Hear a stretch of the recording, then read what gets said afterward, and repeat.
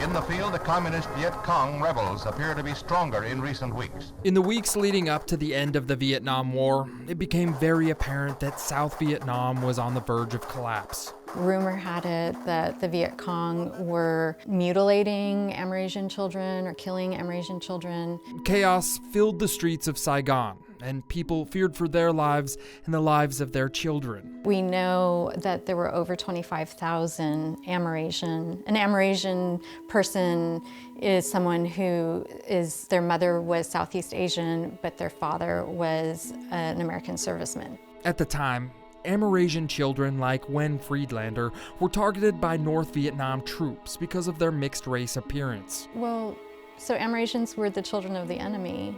And there's quite a number of people who are half black, so they look African American and like really visibly don't look Vietnamese, or they may have green eyes or blonde hair. And so those people really stood out and they were at the most risk.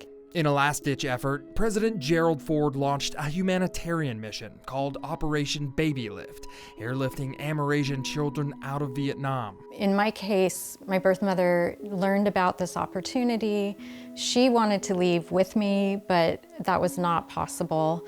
And so she had a very short amount of time to decide whether she would hand me over or not, and she did. The first flight out of Saigon left April 4th, 1975, but 12 minutes after takeoff, there was a mechanical failure, and the plane crashed, killing 138 people, including 78 orphan babies. Despite the tragedy, there was little time to mourn the deaths. And then following that, they immediately, the next day, flew more people out because it was they knew the war was ending and they needed to get people out. Over the span of 4 weeks, one says Operation Babylift only relocated about 3,000 of the 25,000 Amerasian babies in Vietnam. I wanted to show this to you. This is the outfit I was wearing the day that I arrived in Sacramento. And this bracelet was a bracelet that was given to me before I left Vietnam. It was to identify me. And the FCVN stands for Friends of the Children of Vietnam. And 184 is the 184th child. And what I've learned recently is that on that last flight on April 26th, there were 184 children, and I was the last child processed for that flight. Though she was the last one on the plane out of Vietnam, it didn't take long for Wen to find a new home. So Pamela and Dan Friedlander adopted me, and they were a local Sacramento family. And in fact, at the time, my mom was working for SMUD. Wen says she had a wonderful family upbringing, but like many Amerasian adoptees, there were hardships and questions about identity. You know, in terms of loss of identity, this is like really common in international adoptions, right? It's like, I was adopted by a white family, so I grew up very much with white culture and missed out on Vietnamese language and missed out on, you know, the cultural piece. It's April 14th. Sunday. And we're on our way to Bien Hoa.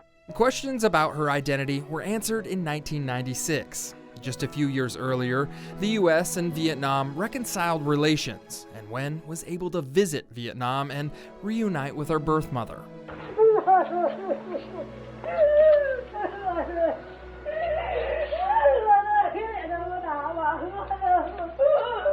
Reunions like this are extremely rare, and it may never have happened had it not been for some quick thinking by Wen's adoptive father during the adoption process. He volunteered to curry paperwork from the California social worker to the federal social worker, and in the process of doing that, he made a copy of my birth certificate, and so I had access to that.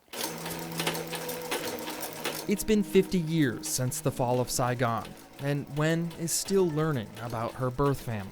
I eventually found my birth father as well, who was an American soldier.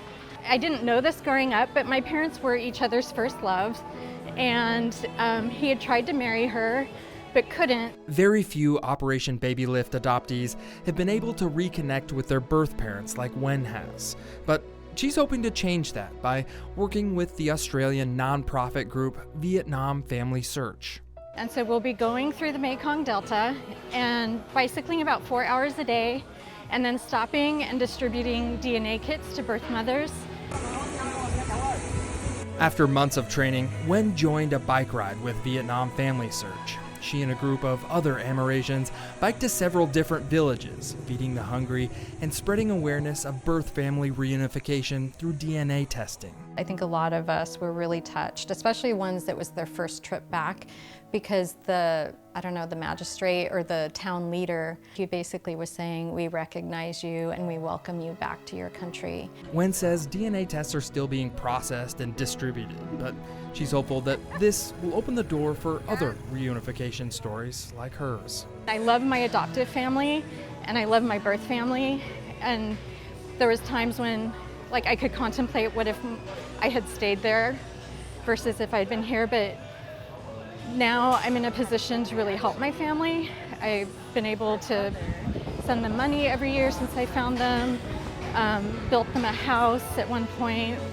So I think in the long run, it's benefited everyone. Reporting on the 50th anniversary of Operation Babylift, I'm John Bartell.